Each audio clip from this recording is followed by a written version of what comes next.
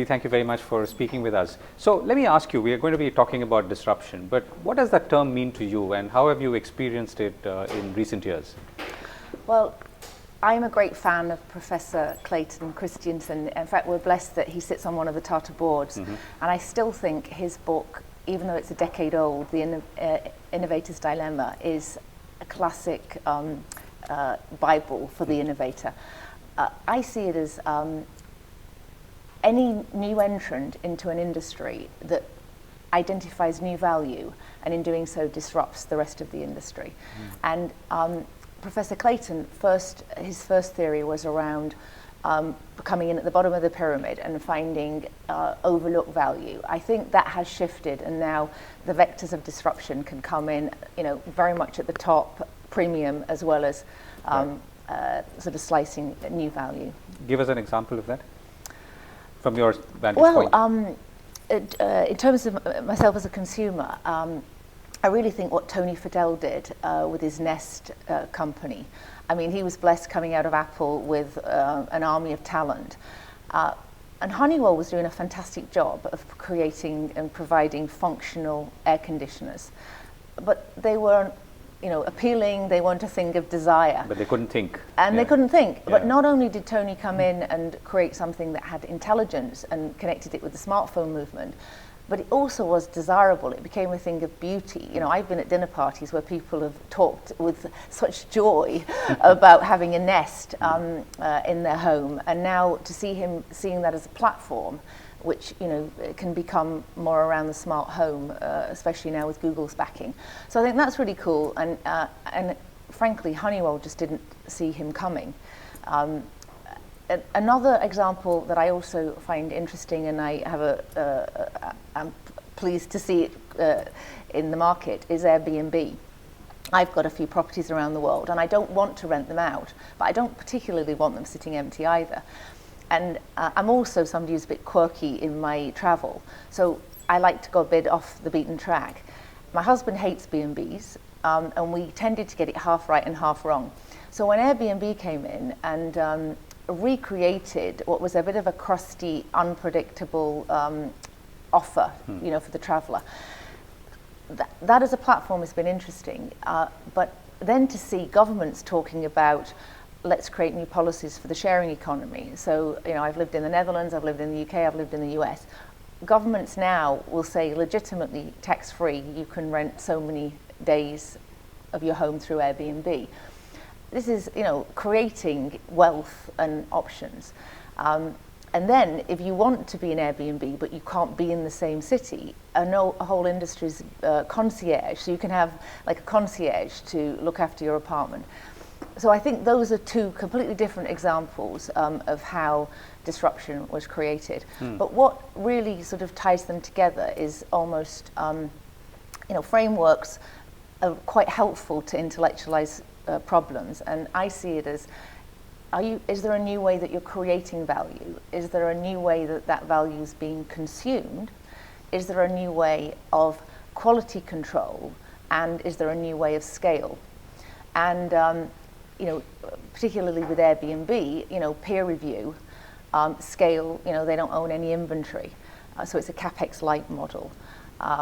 So I think that, if as a business leader, if you're looking at innovation and, wanting innovation to be meaningful rather than, peripheral, you have to be able to answer those 4 questions very honestly and, with complete rigor. So what are your clients telling you, or what's the 1 or 2 most disruptive needs or demands that you are seeing amongst your clients at this point of time? Well, fortunately, no matter where you are in the value chain, you're either fearful of being disrupted, you're looking forward to disrupting somebody else, or you're in the process of being disrupted. And if I had to sum it up in one word, it would be digital. So all of our clients are saying, we're at this stage in the digital journey, how can you help us? And everything from American pizza company coming into India and wanting to know, could Internet of Things, could sensors on our packaging help the customer experience? So I would say it centers around digital, and then everybody knows the vectors of digital: mobile, social, getting the data, and of course cloud. And those things really come as a cluster. I hate it when I'm asked to speak. Come and speak about cloud. It's like, I can't speak about cloud without speaking about all the others, and I think that's our most mature customers and partners really see them all interconnected. Right, so you mentioned digital, and that's an interesting segue, I guess, to ask a more fundamental question. So can you plan for digital? Do you plan a month ahead? Do you make 5-year plans, 3-year plans, or no plans at all? Well, I'm a woman who likes to have a plan, so I would always encourage planning, but I think plans should be seen as, as an axis, but not a fixed path. It's interesting with my chief marketing officer hat on. The CMO is actually a great force for digital disruption. However, if the CMO builds too much of a promise that then the rest of the company cannot deliver, then that becomes this expectation chasm. So I think it's good to have that friction, but it's good to have an underlying plan of where you are going to, where's the value you want to create, and you have to stay really focused on that, because it's really easy to say for the CEO to come in and say, I need an app. Everybody's got an app, but if it's not in the context of how are you trying to delight your customer, how are you trying to get them to buy more and be advocates? Right. So, there's an interesting interplay here, I think. So there is technology that you can use, that's existing technology to use to solve known problems. And then there is using technology to solve unknown problems. Mm-hmm. So where do you sit in this equation, if I could ask you that? Well, and how, more importantly? What I love about TATA Communications is that we are an enabler. We're not only, a force of disruption, but we're also an enabler for lots of other companies to disrupt.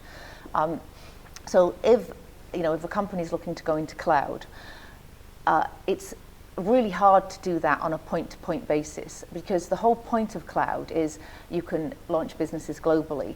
You don't need infrastructure. You can work with whatever is the right cloud service for that particular business challenge.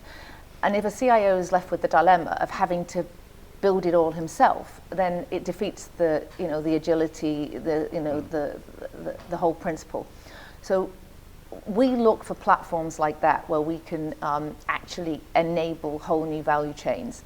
I think our ISO platform is a good example. And the value to the CIO is that we've pre-connected to over 50% of the cloud companies in less than a year. And we've done that in more than 50 countries in the world. And that means that the CIO can sort of draw a line there and say, okay, I now have to work on these pieces. I don't have to build it from scratch. If we'd come at this the conventional way, it would have taken us 5 years. So we try to have this mantra, which is let's be the Uber of telecoms. We don't, there's value in putting the platform together, and if you've got 20% of the IP and the other pieces are put together, that is as much value as as spending the time and money to build the whole platform. Right. So is technology digital? Or is digital technology, are the two terms interchangeable? Are people confusing the two sometimes? That's a fantastic question. That's the first time I've ever been asked if digital is technology. Technology is an enabler of digital, and digital drives technology innovation. So I would say they're bedfellows. But I think digital is as much about understanding the customer experience. It's as much as about the user interface, the design. We've all, you can have the most perfect functional capability, but if it doesn't emotionally connect with the consumer because it's easy to use, it's joyful, why do we use there's I think 3 million apps in the world, but most of us use less than 10 because they deliver the value and they're joyful to use. So I think it's as much about design, it's digital as design, it's understanding your customer journey, understanding your customer value, and then it's enabled by technology. And one of the things that I think the industry needs to do more of is bringing those hybrid teams together. We need to see more, digital expertise in the IT's office, and we need to see more IT in the CMO's office. Right. Really, thank you so much for speaking with us. Thank you. Thank you.